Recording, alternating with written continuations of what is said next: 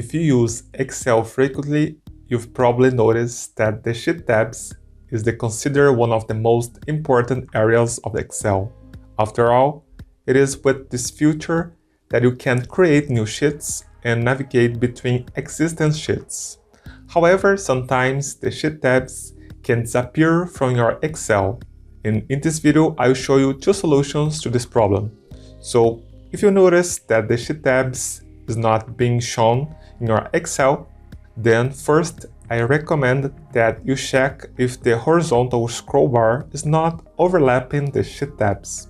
In some cases, you can accidentally drag the horizontal bar to the left, which ends up hiding the Sheet tabs. So if this is your case, just drag the scroll bar to the right to see the Sheet tabs again.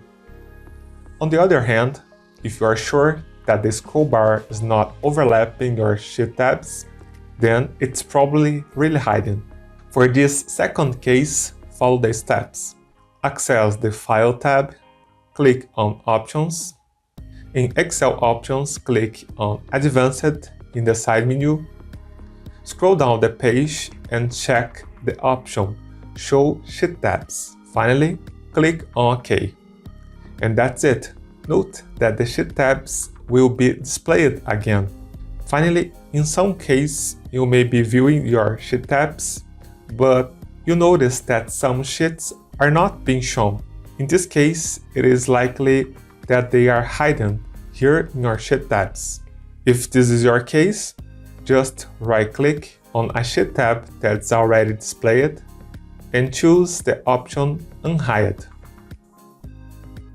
I hope I helped, and if you like this content, I'm sure you will also like the next video that I left there in the cards.